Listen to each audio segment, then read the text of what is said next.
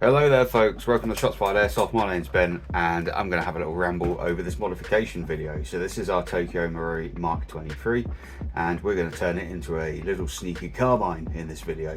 I have a thing for pistol carbines, so we're going to put some choice mods in this, one of which being the Flamingo 50-degree bucking, which is highly recommended for the TM MK23. A single jingle hadron plate which allows TDC adjustment of the hop. A little CNC H plate which goes under the hopper arm and gives us a nice flat surface, and of course our nice long maple leaf 180mm barrel with a crazy jet end, which should ensure good consistent performance down range. So the first thing we're going to need to do is get our little classic Mark 23 apart, pop the pin, pull the slide, after a little bit of effort, there we go. I don't work on these often. I've had a couple of them before. This is the first TM one I've had. Popping the inner assembly out is as simple as rolling it forward and just getting a little bit of angle on it, and when it comes backwards it'll be out of its runners and you can just release it. Being a sort of non-blowback pistol with a fixed barrel, it is somewhat different to a standard style like gas blowback, say high capper or something along those lines, and there is a little bit extra teardown required once you get the assembly out. Here you can see me removing the screw that retains the metal barrel assembly to the outer barrel to the main assembly itself. The screw was a little bit recalcitrant, didn't want to come out, but eventually got in there, popped her off. And next I moved on to the plates. This is the plate that we replace the hadron part with. And normally you get in there if you've got nails. As you can see in the video, I don't, so I pop it off with a pair of little tweezers. And there is a little spring under there, so don't lose the spring. So when you pop it out, just be aware that that could also come out as well. Plate to one side, we are not going to reuse that. Pop the spring out and put it somewhere safe.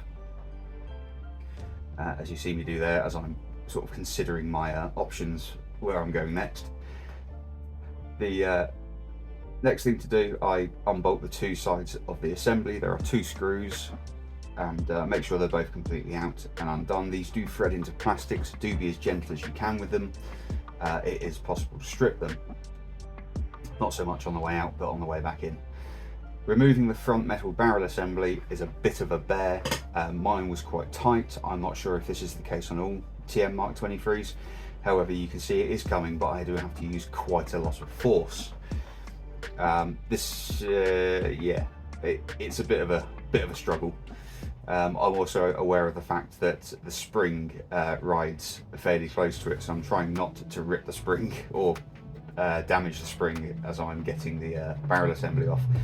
But it does indeed eventually come off, and you can see by the table rocking there through the camera that it did require quite a bit of force. I think I did catch the spring a little bit, but managed not to bend it too much. That allows us to see our standard in a barrel. It's actually an aluminium barrel, which I'm guessing they can get away with because of the fact that it is in fact a fixed barrel pistol. So there's no movement, because obviously aluminium barrel would wear away if it was rubbing on things as stuff moved around it. So just into our main assembly now. You see the hop-up arms come out, the hop-up wheel comes out. We are going to put these back in. However, they will no longer be responsible for the adjustment of the hop. They will just be sort of holding things together in there. So we do want to retain those. Grab the barrel, and we've got our lovely hop-up rubber. This fits like a standard VSR 10 hop-up rubber, same as you'll get in any sort of high capper. And most other gas blowback pistols if they use the VSR style setup. Just pop it on there and it's a straight fit back into the assembly. Just make sure that you've got your sort of key back in the hop-up housing properly. That's the same for any gas blowback pistol. Next we're having our little H plate. This fits in with the flat surface facing down and the undercambered surface facing up. Which I demonstrate here with the hop-up arm whilst it's out of the gun. You want to just make sure that they are a bit fiddly because they are tiny, so try not to lose it while you're doing this, as I just did there. And you can see how it sits in there nicely, and as you can see, what that does is it gives you a nice flat surface, so that with a hop-up arm is acting on the rubber, it gives the BB a longer surface to run along and a smoother surface to run along, so that spin is imparted to the BB in a safer manner. It will also increase the amount of hold down that your hop up arm has on your rubber, so it essentially gives you a nice thick hop up arm as opposed to the wafer thin standard one. I actually managed to pop my guide rod out, and then have this sort of thing where I'm holding the whole assembly in place because it really does want to pop out, whilst I'm trying to like make the spring sit back in its position, and the guide sit back in its position. However, with that done, managed to get the two sides clamped back up. Mine didn't quite want to go back. There's obviously a little bit more in there now than there was, and it's got a sort of a thicker hop-up rubber. So do just be careful when you're doing the screws back up. They may not want to go all the way in or as far as they did before. So just be as gentle as you can with them. You can see I'm now looking around for the screws and they're actually still in it. So that was clever. Anyway, got them bolted back up. And then the next stage will be getting our Hadron plate on, which this is one of the main mods that we're making today. So this is a TDC hop setup, places the stock plastic piece and gives us direct control over the plate using a grub screw. When you put it on, you want to go rear end first. There are two little tails on the plate that sit under a ledge on the back of the barrel and hop up assembly. And then just make sure she's pushed all the way down, and there are little locating points that sort of click back in position. You will also notice that essentially this pinches the top of our assembly back together. So although that there is a little bit more in there and it didn't quite want to go in, that will clip it all back together. Here I'm just adjusting and unadjusting the hop to make sure that I've got the proper range of movement and it is acting on the part of the hop it should be. Obviously, if that plate can only sit in one place, but if there's an issue with your hop-up assembly, if it's slightly too far forward or slightly too far back, it will affect the way it works. And this is where we run into our first problem. I hadn't thought about this, but if you want a barrel to pop out the front of your Mark 23, there is unfortunately a lip inside the outer barrel, which means that you cannot fit a longer barrel stock using the stock outer barrel. And there are two options for this. I'm guessing there are aftermarket outer barrels that allow you to pass a barrel through. I tried Dremeling it, it's not going to work. This is quite a hard material. So I took it down to my unit. This is now a day later, which is why the video's late, and drilled it out to about 9mm, and this allows the barrel to poke out the front.